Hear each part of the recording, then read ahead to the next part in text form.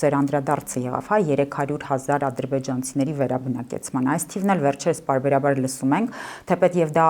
պարբերաբար հերքվել է, ապացուցահեն կերպով է հերքվել, այսինքն չկա որևիցե ապացույց, որը առնվազն այս ուղղությամբ մեզ կտանի, բայց այնուամենայնիվ այդ թիվը,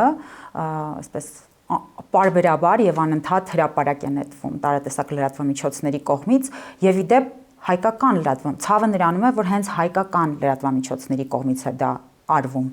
Չգիտեմ որտեղ են մշակվում այս տեխնոլոգիաները, ում մետադիչկաներն են կոպիտ ասած օգտագործվում նմանատիպ տեխնոլոգիաների համար, բայց այնուամենայնիվ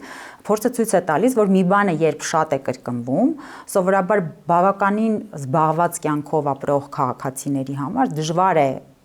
հետևել ավելի մանրամասն հերքումներին, մանրամասներին, փորձել գտնել առասարակ ավելի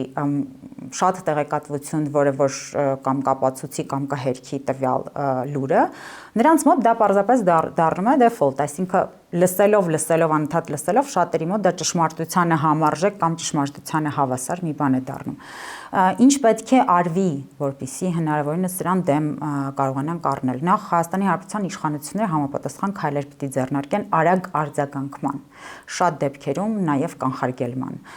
Նույն Մոլդովան այս իմաստով բավականին լավ փորձ ունի, որը կարծում եմ վստահաբար ուսումնասիրել են, գիտեմ, որ նաև մենք օգնություն ենք խնդրել Եվրամիությունից հենց նմանատիպ արշավների դեմ պայքարելու համատեքստում, այնպես որ պետք է օգտագործել բոլոր այն գործիքակազմերը, որոնք որ հաջողություն են բերել առնվազն նախորդ փորձերում